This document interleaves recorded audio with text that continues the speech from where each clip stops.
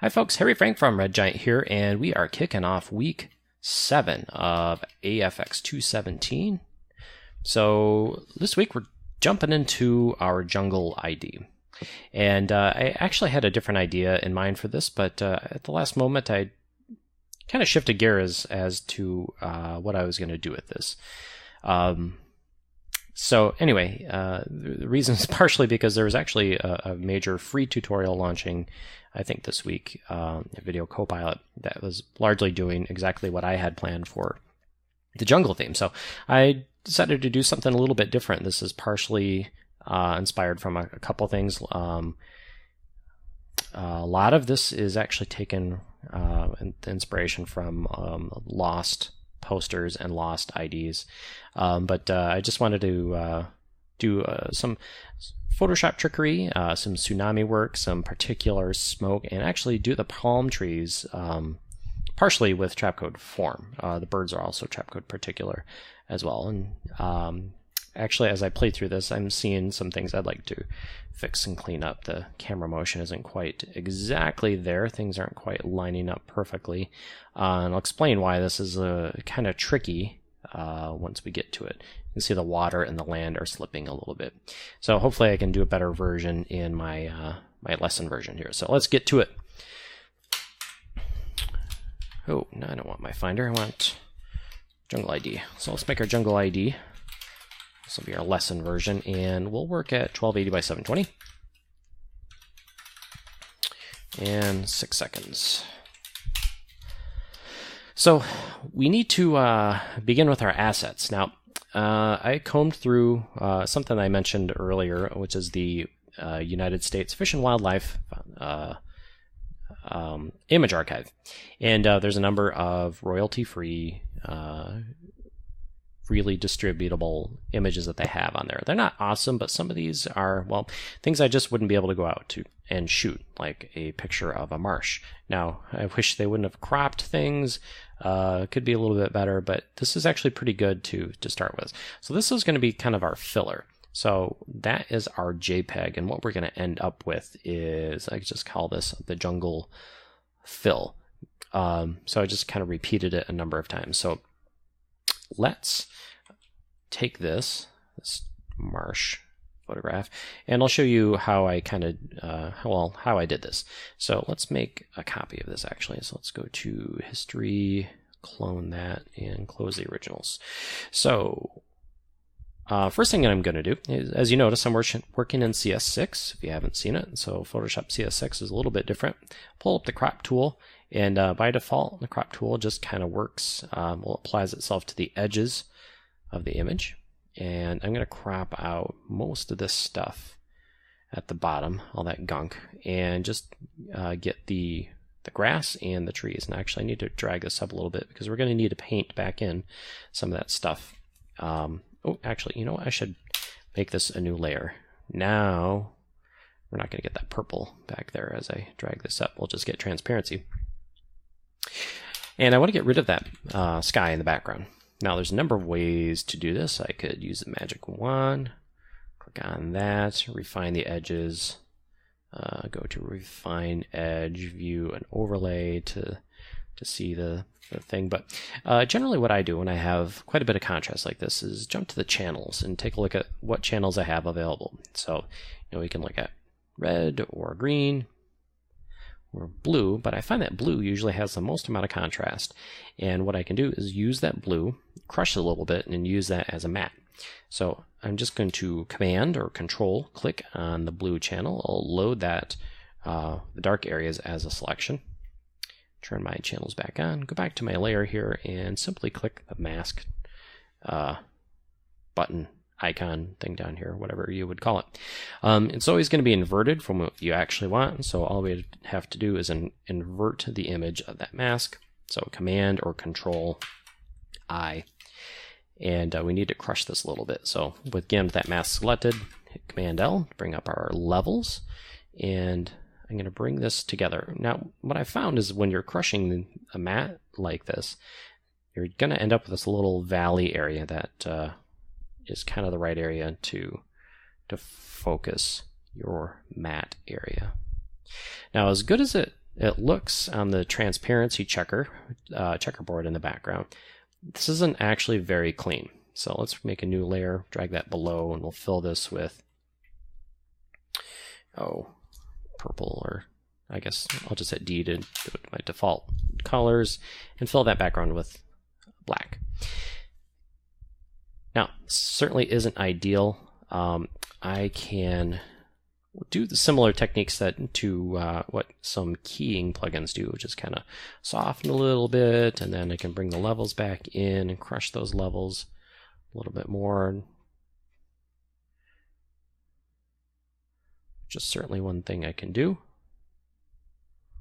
Now, if I merge this mask back with it, so I just say apply layer mask by right-clicking, go to layer and select matting and select remove white matte. That helps a little bit. I'm going to get rid of some of these little flyaway things in here. Just erasing those. And the rest of this I'm just going to paint out a little bit. So I'm just going to use a green. Let's grab a nice lush green in here. Let's lock the transparency of this layer. Let's click right there. And now I can paint on top of this without changing the image. I mean, changing the image, but I'm not modifying the transparency. So it's only painting on where the area already is. So I can sort of paint green back into the edges here. Now I got a little cropped edge here, so we'll need to contend with that. I'm basically just going to need to do some sort of clone stamp to get this back in here. I don't need you. Let's get rid of you. There we go. I don't have any other palm trees in here, so I'm just going to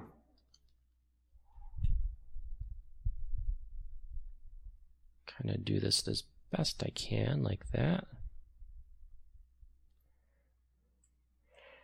And let's load, let's see, special effect brushes, append that. I think there's like a grassy one, yeah, so I can use that as, actually as an eraser. So let's go back in here. There's a grass one. I think it's really small. Let's just erase some of the edges and make that a little more textured. There, that works for me. Now, we're not going to see much detail on this, so you are still seeing a little of that fringing. I wouldn't worry about it. But what I am going to do is expand this out quite a bit. So again, I hit C to get that crop tool. Expand this out quite a bit.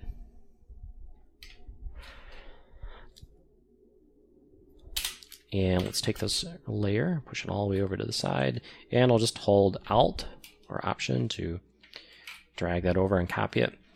And I'm going to flip it horizontally. So I'm just, I hit Command T to get my transform, or Control T, and right click, go flip horizontal. So although we are getting this sort of duplicate, we aren't getting that hard edge. I think this is easier to deal with. So same deal, Alt, move it, flip it horizontally, get a little overlap, and hit E to erase that. Actually, let's get a bigger brush. There we go. So let's do that one more time. Flip. Let's just overlap that and erase some of this stuff here. Basically, I'm just trying to get a nice fill layer to start with this island, this sort of jungle island. So let's select all of these, Command E to merge them all together, and let's get rid of some of the duplicates. I'll just paint these out with the clone. There we go. So obviously this tree is kind of duplicated. So let's change that up just a little bit. And this texture right here in the center, oops, that didn't work. Let's do that. And some of these repeating patterns in the grass we can get rid of. Paint, paint, paint, paint, paint, paint. There. So that isn't too bad. Let's give a little bit of contrast with some curves. That was Command M. Give a little S curve to give it some contrast. Not too much. I'd like to handle most of the color correction inside After Effects. Still see that little mirrored image right there. So let's get rid of that. Okay, so that's pretty good. That's a start. So let's save this. This is I call this my jungle fill. I'll call this the lesson version because I already have one done. And so this I kind of did over a couple different images. I ended up with this, what I call a shoreline image. Let's open this in Photoshop. This is pretty big. But let me show the original image for this. But you don't need to watch me do this for numerous images. But this is the original image, again, off of U.S. Fish and Wildlife Image Archive. Just kind of duplicated it, got rid of the repeating patterns, and also darkened it in there just a little bit. So I wanted an image like this to have kind of wilderness, but where wilderness hits a shoreline. So I want a little bit of that shoreline, and so I'll mix this shoreline and this jungle fill and stagger those a little bit, and that kind of fills out the bulk of the, I guess, the foliage that I need to start the island. I'm also going to have some palm trees in here. These are actually from Venice Beach, which is about 10 minutes from me here in California. So here's a little snap of some palm trees, and I went through and just kind of cut those out in Photoshop as well. Let me pull up the version that I'm working with here. So I have this little small cluster. And actually, I'm going to do this right now because I didn't do this before, where I need these all to have the same bottom. So I need all the bottoms in the same spot. So I just brought up my rulers and brought a guide down so that I can have all these layers kind of end up in the same spot. Mainly I'm worried about these individual palm trees. The bottoms all nice and aligned. Of course, that one's too tall. So let's bring these all down. There we go. So yeah, so like I said, same deal with the palm trees like I did before. Kind of isolate the blue channel. See, the blue channel has quite a bit of contrast. Just use that as a selection and create your mask from that, and then get your contrast. Palm trees are hard because they have those very small leaves on them that you start to lose a little bit of detail. But again, these are going to be small enough that it doesn't really matter. You can see in here that I don't have an incredible amount of detail. But in the end, let's pull up my rendered version here. They're small enough that it doesn't really matter that much. Okay, so let's get to assembling this in After Effects. That was sort of the setup. So I'm going to import that shoreline, and I want to use the footage option. So I just need an image. Let's drop that in, and I'm also going to import the jungle fill. And this is actually the version I did while you were watching. This is my lesson version, so hopefully that one works out. So let's drop these two in here. Let's also import, while I'm at it, the palm trees. And that is the palm trees. My version is called Palm Trees Alpha because as the version has an alpha channel. This time I want to import it as a composition. I'm going to select Retain Layer Styles, hit OK, and there's all my palm trees. So we'll get to those when the time comes. First, let's make these layers 3D and make a new camera. And I'm just going to leave these where they are. Now, the reason being is, I could push these all the way back like that, but I'm going to be interacting form and particular layers with these layers. So if I'm going to move these all the way out to like 20,000 or something like that, every time I make a new particular layer or form layer, I'm going to have to contend with those layers being all the way out at 20,000 pixels in the distance. And I don't want to do that. So I'm going to simply scale them down and sort of work with this scale right here. So things might be a bit scaled down, but as long as they look correct, I'm happy. So I've got my shoreline here. That goes down a little bit, and then here is my fill, which I repeated a few times, but I'm actually going to repeat it a few more times in After Effects using CC Reptile, and I'll expand this to the right and expand this to the left. Now, because I sort of did that flipping and mirroring when I repeated them in Photoshop, they seem to be repeating pretty seamlessly. So we seem to be doing pretty well. So now let's do the palm trees and get that kind of filled in. So I'm going to do this with Trapcode Form. So I'm going to distribute the palm trees, sort of a random selection of palm trees with Trapcode Form. So let's bring this comp down here, palm trees. I should probably call this something like palm trees sprites, because these are going to be the sprite images for the palm trees, or for the particles, I should say. Now, 1000 by 651, that's not going to be very efficient for our rendering, because we don't need them to be that big. They're never going to be visibly that big, except when they pass close to the camera, but we'll have motion blur on, so that'll fix things up. I'm just going to try using these 3 palm trees for now. That should be enough. So let me scale these down. And again, I want to make sure that the bottoms all kind of line up. And you'll see why later, but basically it's because my form particles don't actually have an anchor point control. So they're all going to line to the middle. So I want to adjust my bottoms here. So I need to stagger these so that I've got 1 frame per image. So I could just drag those out, or I could select all 3. Right click, go to Keyframe Assistant, Sequence Layers, and sequence those. 1, 2, 3. So I have 3 different palm trees in here that I can use for my Trapcode Form layer, which I haven't graded yet. So let's do this. Now, Form, Palm, Trees.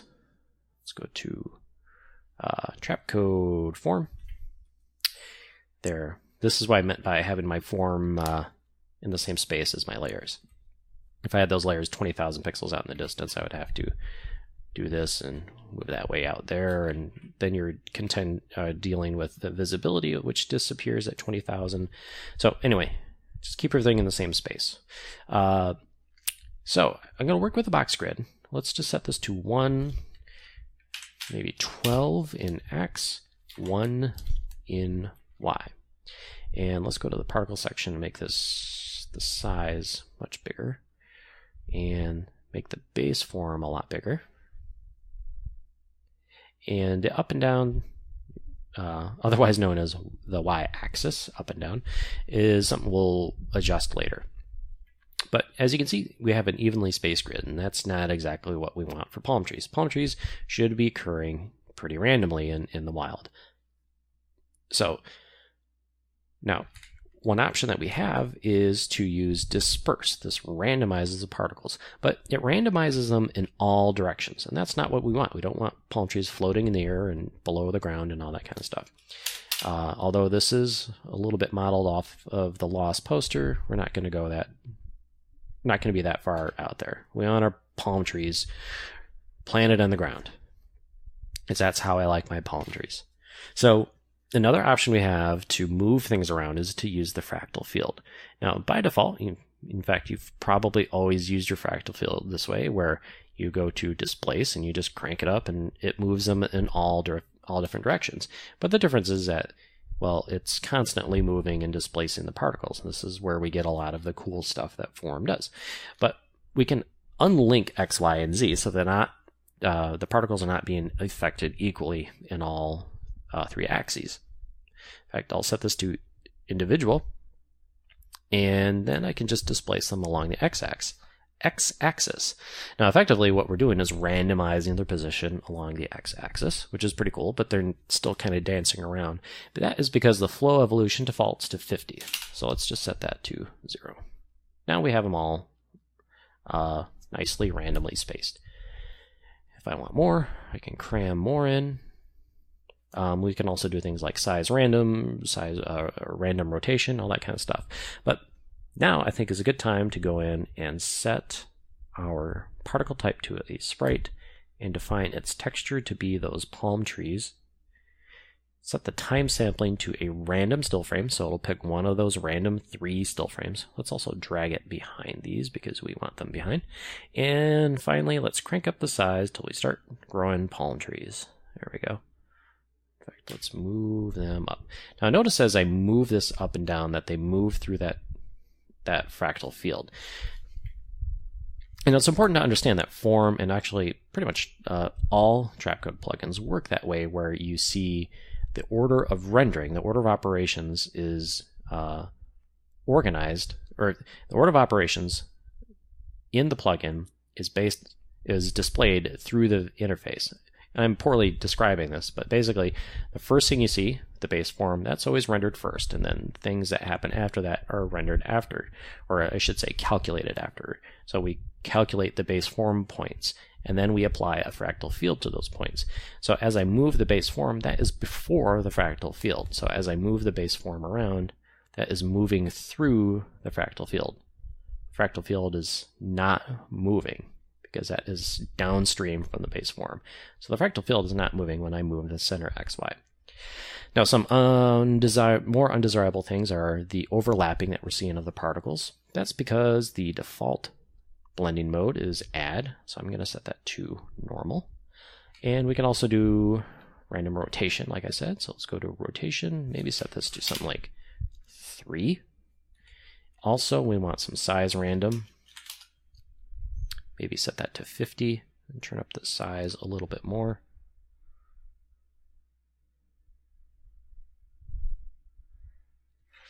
And I only have one set of particles in Z right now. If I could set these to 2, we would have, well, we would see more palm trees as we move in and out. Now, these aren't very far apart, so if I set this to perhaps 1,000, as we move our camera in and out, we would see some more trees off in the distance and trees closer. Now, one thing we need to be careful with is, see, our center is at 0, and we set our size to be 1,000. So we have trees effectively at 500 pixels in front and 500 pixels behind. And we want to make sure that that's in alignment with what we want going on with our images. So technically we have some trees that would be in front of the shoreline. So as we move around, those would actually look inaccurate because as you can see, some of these trees in the front here are moving as if they are in front, but they are appearing behind. That just doesn't make sense. Short story is we should just move the center Z back 500. Oops, not back. Well, back, but a negative direction. There we go. Sorry, I still, after how many years and be an Adobe certified expert, I always get my positive and negative backwards with regard to Z depth. So, anyway, we're getting there. So we've got some jungle, we've got some palm trees. Let's add a sky. And this is just a generic sky image. This will just fill things in, make it feel like, well, like a jungle. So I've got some rain clouds that I shot and heavily photoshopped to kind of smooth out. And here it is. It's pretty big, so let's make that 3D. I'll scale it down, and I'm going to move this way off in the distance because this is the horizon. That should be way out there. Let's set this to an even 25,000 and then scale it back up. Oops, and move it up. Now, at this point, just sort of alluding ahead to some of the other stuff coming, we're going to add some water down here. And this is all the stuff that we would like to reflect in the water. So before I get too far, I'd like to do this, where I'm going to actually move all this, or move my camera so all this stuff is at the bottom. Move my clouds, oops, my clouds down. Let's get off of the camera tool. Move my clouds down like that. I can actually, because of the angle that I'm at, got some of those palm trees floating in space. There we go. Fix that. I just want to render this so I can use this as a reflection map for the water. Now I'm seeing kind of a weird cluster of palm trees right here. And so if you end up with a pattern that you're really not that fond of, I mean, we can push the size around, but this cluster right here is still kind of weird. We have a random seed control over which trees are being sampled and where. I can also go to the fractal field and simply offset the evolution. Just remember, it's not animating, but we can manually offset it like that. That seems pretty good to me. All right, so now let's save a frame of that. And I'm going to put this to my Photoshop Documents folder. And this will be the water reflection lesson version. And we wait for it to render, wait for your favorite sound, and we're ready to roll. So now is probably a good time to do the water as any. So I'm going to import that water reflection. And let's make our tsunami layer. Tsunami. Let's move this back. In front of the clouds. Oh yeah, and we need to reset our camera. Because remember, we built everything around the camera's default position, so that should be good. So let's go into here, select Red Giant, Tsunami. First, let's go to the camera here, adjust the tilt, and elevation.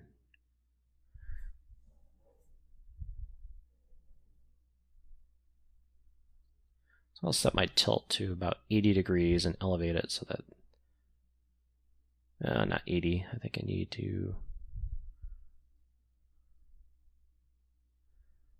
kind of split the difference here. Looking like 85. We'll try that for now until that doesn't work. Now it looks pretty sunny. It actually looks like a spot I'd like to visit right now. It doesn't look like a gloomy lost poster, but we'll add some doom and gloom to this. First of all, let's just adjust some of the colors in here. So go to the Air Optics, turn on the haze, and turn down the visibility quite a bit. This haze adds basically an overall cast to it. So we want a gloomy cast, so let's pick a gloomy color. Kind of this muted, sad blue. And then in the light, let's add just a little bit of contrast to that. Let's add something that's more maybe greenish. Now, if we don't want to see that, in fact, we aren't going to be rendering the sky.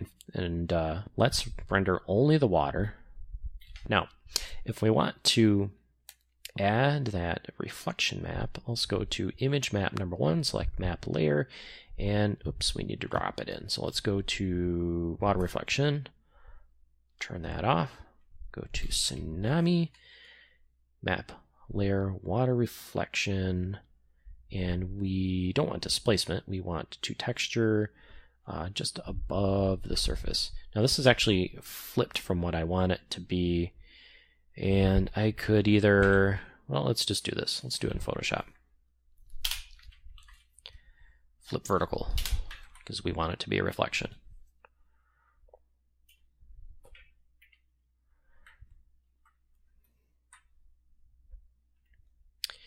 And let's move it. So center X is its well, back and forth. And we're going to scale it up quite a bit. So let's scale it in X and Y.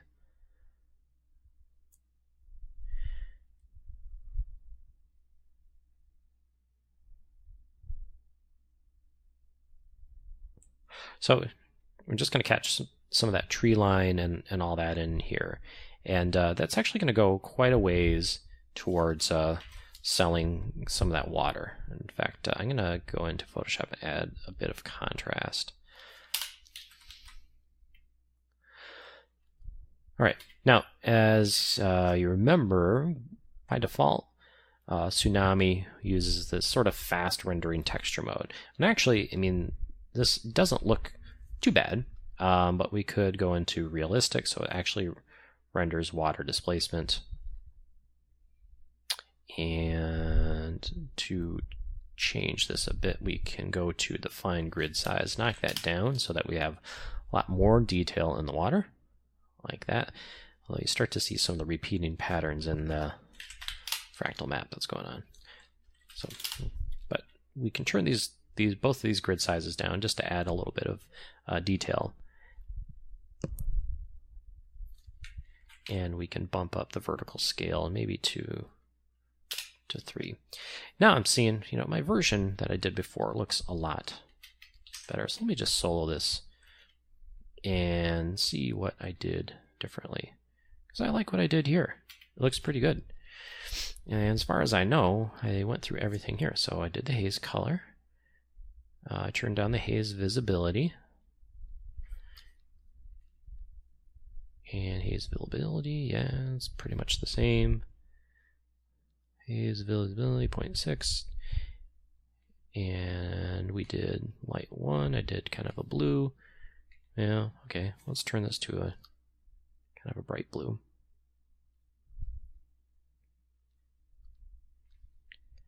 Now I also I do add the logo reflection in there as well, but that's something we haven't gotten to. I haven't added the logo, but we have a separate image map that we can use for that. Light elevation, swells, all that kind of stuff. I didn't really add any. Yeah, the swells are disabled. Those are the big waves that come through. And I think the wind speed. Let's check the wind speed. The wind speed is the overall sort of roughness of the seas.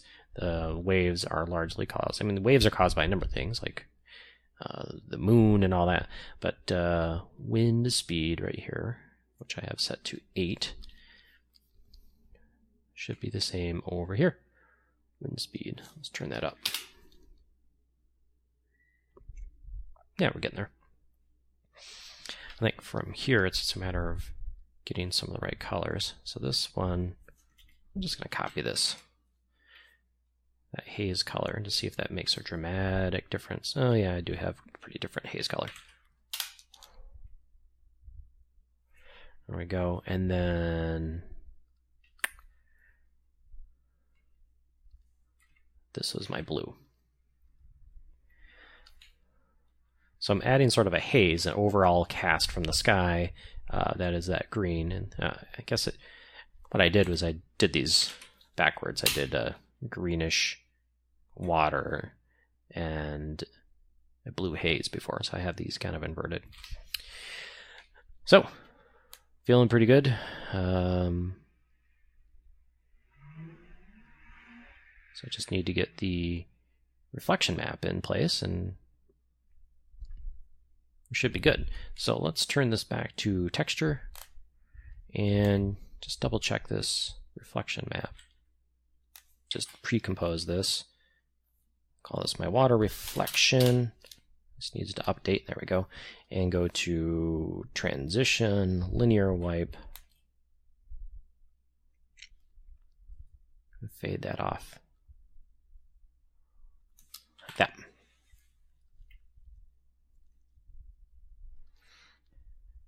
Okay, I'm going to set this to texture right on the surface so I can get a better look at this and just readjust my scales here, because I think my scaling and positioning is kind of off.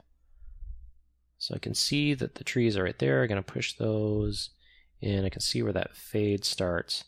Let's push it right to about there.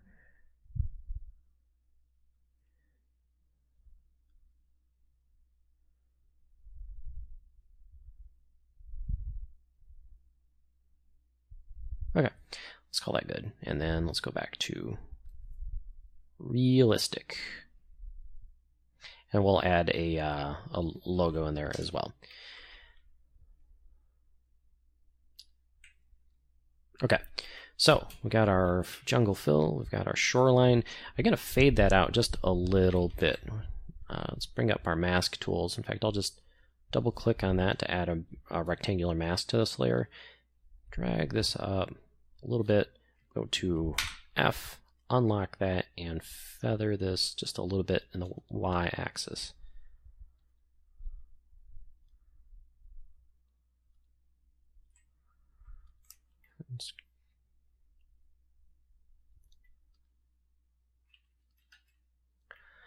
Let's move this down so that kind of touches the shoreline, and let's bring the jungle fill down a little bit.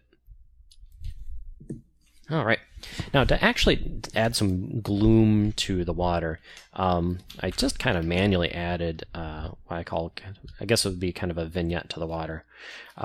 This is just kind of a fixed two-dimensional darkening, if I can figure out how to spell the word vignette, where I just add a black solid on top. Let's put this on top of the water.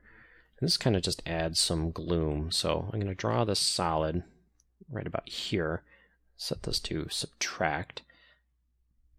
Feather this again in the y-axis quite a bit. So we get kind of this darkness towards the shoreline as well as towards the back. Now, how this works with the camera move, I'll have to figure that out because, well, this is what I want, and however this is going to work with the camera move, I don't know if I need to make this 3D or not. I don't think I actually had to worry about this when I did it here. I just kind of left it stuck. Camera move moves fast enough that I don't think this ending vignette really matters.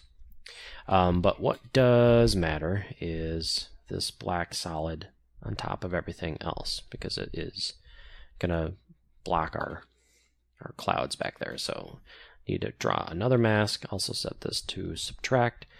So now that we can see our clouds in the background. There we go. Starting to get there.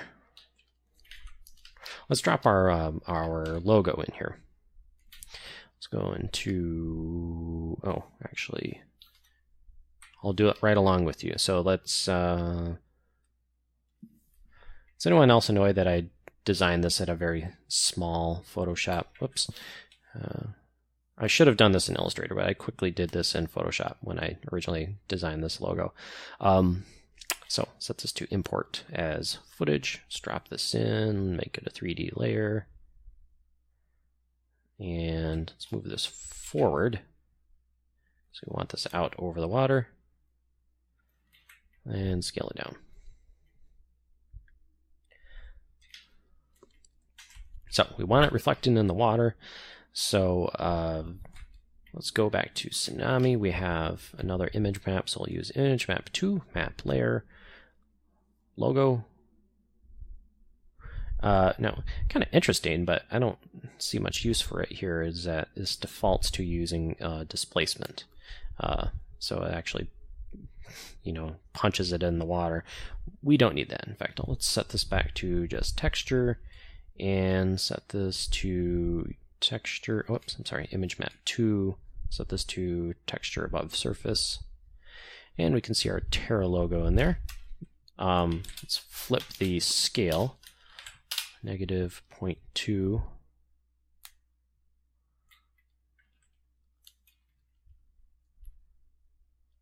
Oh, and this also needs to be negative.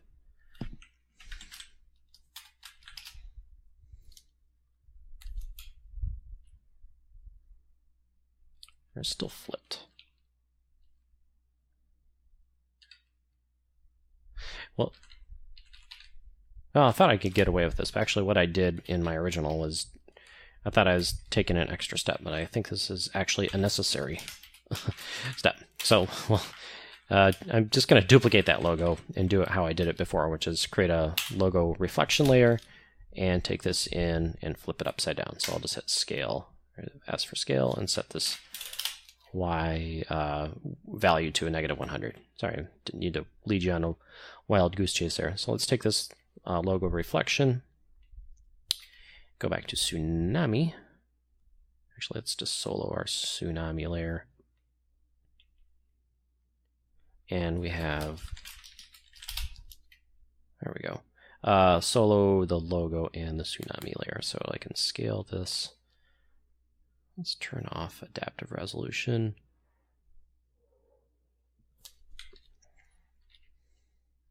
So I just need to push this where it needs to go and scale it down. Oops, not in Y, but in X. These are kind of UV, really. Coordinates along a surface. There we go. And displace intensity doesn't really do anything. There's really no way to make it more intense in the reflection. I guess you just get what you get. So now we'll have the logo reflecting as well as the clouds and stuff, clouds and trees. Getting there, starting to feel a little bit gloomy.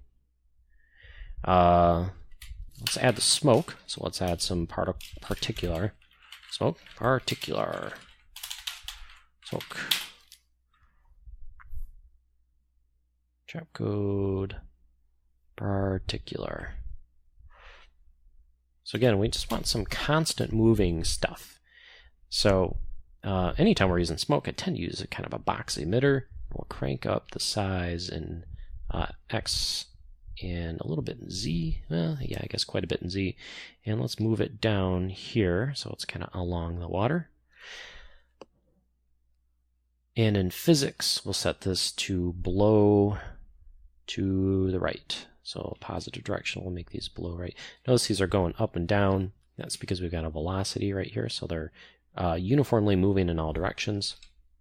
So we can sort of bring those all together by lowering the velocity. Make sure to set your particles to have a opacity over life that has them fade on and off. Let's set this to cloudlet. Turn up the size. Maybe turn up this emitter size a little bit. And turn the opacity way down. We'll set this to maybe 2.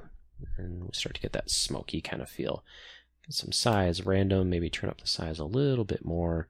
And this opacity can be really, really low, like 0.5. You see that noisiness coming in there? I think I mentioned that last time, where the noisiness comes from 8 bits per channel. Oops, we need to put this on top of everything. There we go. And yeah, let's turn this smoke down.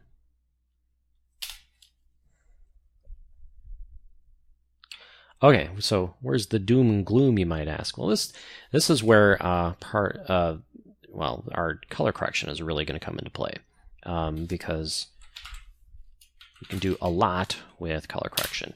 So generally I put color, well, we're using looks, so let's call it what it is. Let's call it looks, make an adjustment layer, and let's go to Magic Bullet Looks. Now I always hate launching looks into a 1280 by 720 screen, but that's what I'm going to do, because this way I don't have to stop and start, record, and switch interfaces. But just know that the crampedness is really because this is designed for a bigger resolution. So I would jump to the either popular film or film stock emulation, like almost like a bleach bypass, but that's a little too gloomy. We don't want that much gloom. So I'm going to jump to not stock emulation, popular film, and not Blockbuster, although that, well, it still looks like a nice sunny day, but something like Neo. Neo's pretty gloomy. We have a very kind of green cast to things. Now I'm actually going to go to the saturation control here and lower the saturation even more. Notice how, well, you can kind of turn it from vacation to horror movie in maybe 40% saturation. All right. So that's probably feeling good. Let's finished. Now, some of these individual layers, like the jungle fill, could use a little bit of color correction. Let's just turn these down so a little bit darker. Yeah, that's feeling better. Let's copy that and also put that on the shoreline. Too much.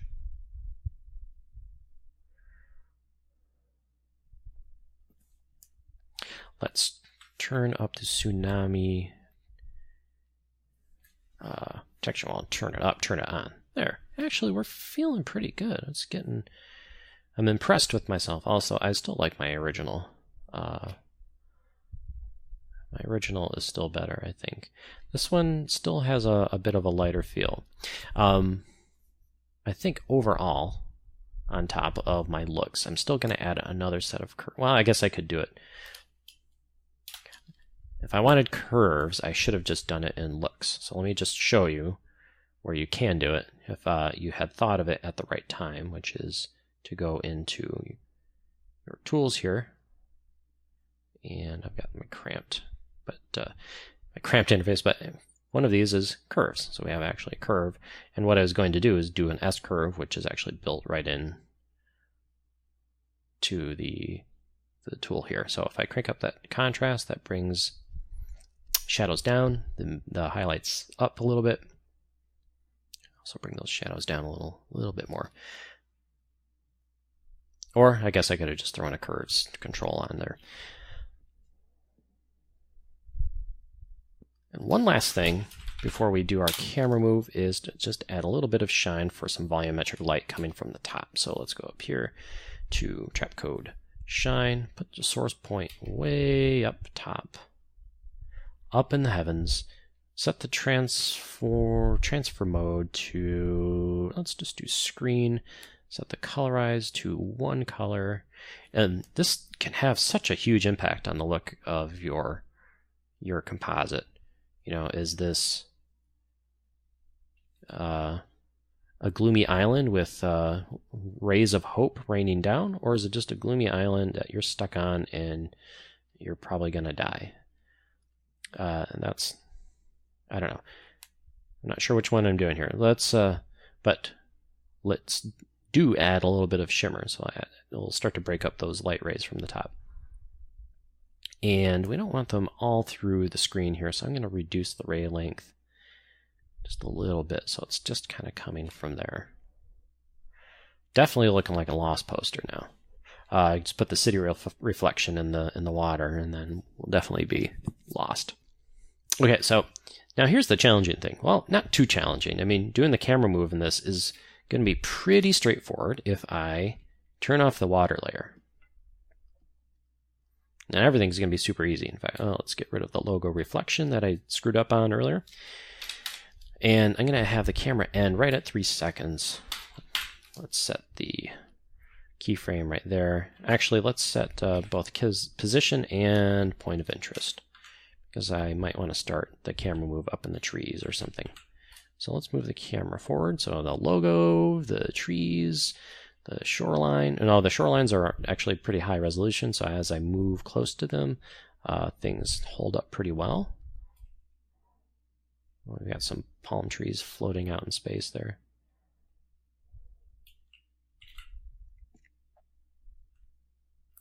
Let's go to our form palm trees. This is because we have these. We have 2 layers.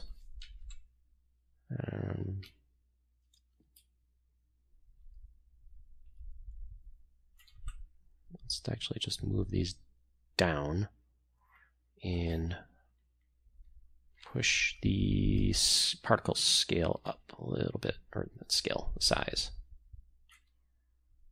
So we shouldn't see these floating in midair.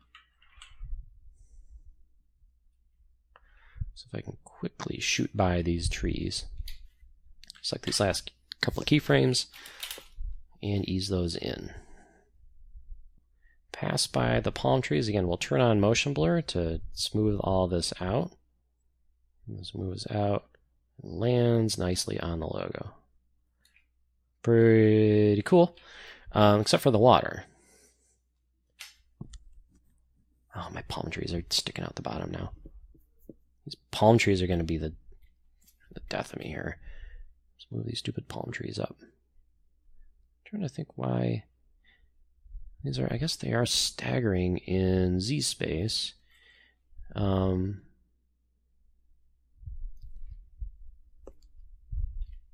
I have disperse on? No, I don't have disperse. I have X. Let's just do some troubleshooting here.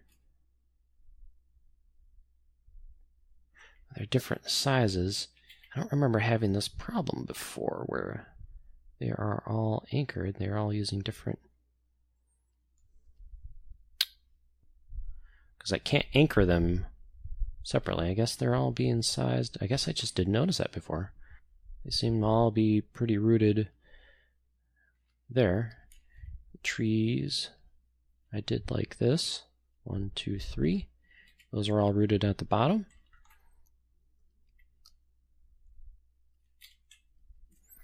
Could just be the extreme amount of size random I added. Yeah, that's it.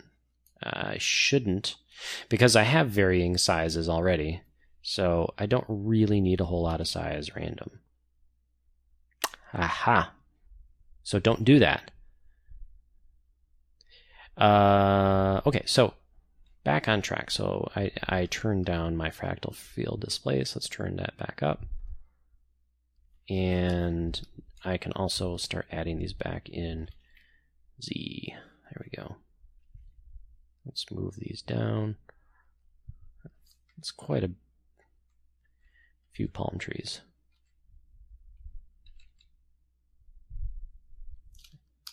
There we go. Random rotation. Glad I figured that out.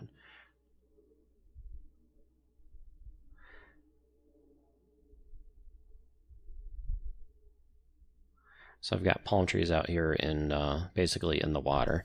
You know, I'm just going to set this to 1 for now, just to keep myself from having to tweak this over and over.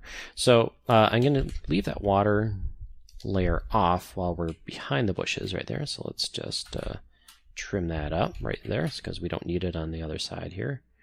It looks like we go right through a palm tree. I guess we can move our camera just a little bit.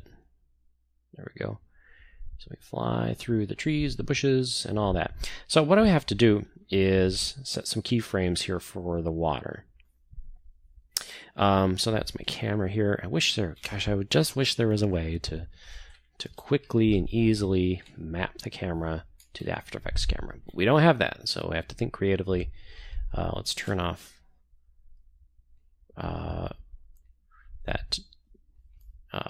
the geometry. Sorry, I was searching for the right word there. So I'm just going to solo water layer and the logo layer. So where does my camera end? My camera ends right here. Let's set a marker, Shift 1, and go to Tsunami, and we are going to set the camera to move east-west. I don't know why that's east-west, but that's where we want it to end. That we know. So we'll set a keyframe for that. And back here, we'll have to set this to something higher. So this is going to move. This is where I had that slipping in the original.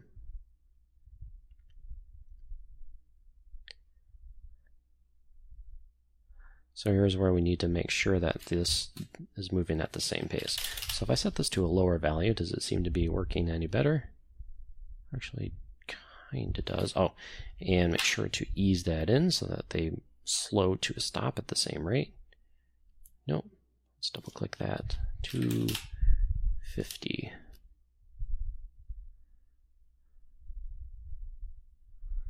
Again, we're going to have motion blur on, so a lot of this will be sort of forgiven, but we just don't want the water and the ground to be completely slipping and screwed up.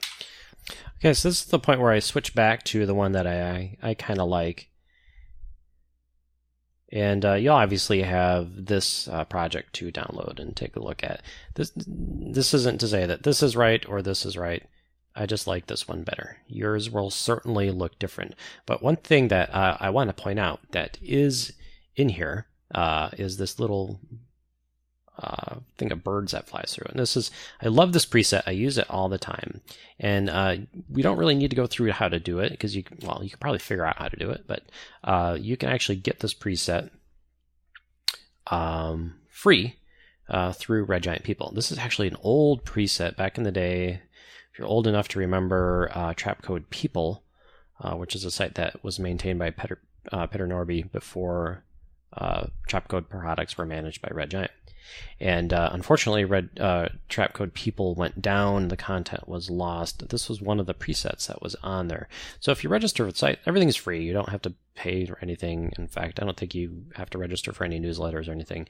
Just sign up and you can download the preset. And that's actually what I have here. You'll be able to use this one or reuse it if you want. But what you get is, where's my birds? Bird. You get a little pre-comp that looks like this, which is some solids that are kind of cleverly animating around. So you don't need to watch me do that. There's probably expression driven. Yeah. It's a little bit of sinusoidal motion down here on the wing. Oh, yeah. That's exactly how I did it in my expression series. So that's following the other wing, but inverted, and then the whole thing is kind of wiggling around and flopping around. So that becomes a particle, and then it simply is emitted in particular. So if I solo this layer, turn off my opacity, see my emitter point is over here, and the birds are emitting from that. I could make the birds bigger if I wanted.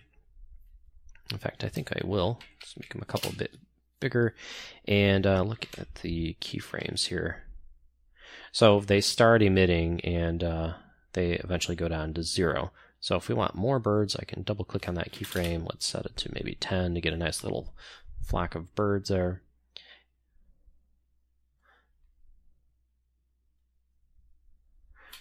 Now, if you're really curious about what's going on, I can do the run through here. You should be able to guess. I mean, we have an emitter right here. It's shooting directionally. We keyframe the number of particles from a low number like 7 and then down to 0, which makes it stop. And then we have a high lifespan of 10 seconds so that they don't disappear from the screen. And then down here in the physics section, as far as I know, there should be some spin amplitude. No. Turbulence, sorry. Turbulence is affecting the position so that they are kind of moving in somewhat random paths.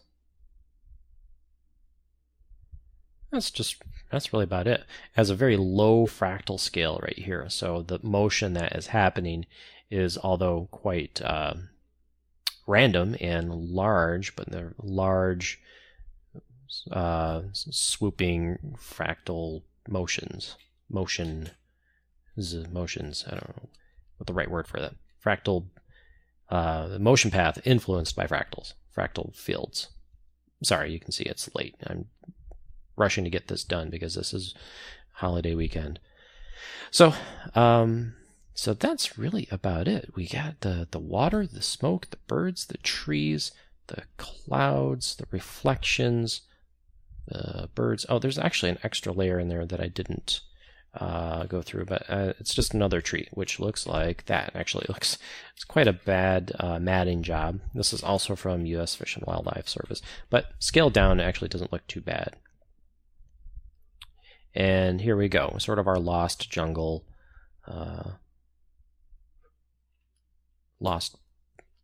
project. I guess I'll call it. So I'll leave both of these in here so you can sort of see my on-the-fly version that I did and try to explain everything as I went along. And of course, it never looks as good as the final version. Let me turn on our geometry for the water here so I can at least say that. There we go. I think the colors just are a little bit different. I probably just did some different curve manipulation in this one here. Or maybe you like this one better. I don't know. I guess this is a happier jungle. This is a sad jungle. So I'll leave both of those in there and we'll jump into something cool next week. I think we'll probably finally jump into the space scene, spaceship, and jump into Null Light Factory 3, which isn't quite yet out, but we can actually jump into it and start going over it so you can see the interface and start to get ready for it for once it does come out. So, thank you so much for watching. My name's Harry Frank. We'll see you next week.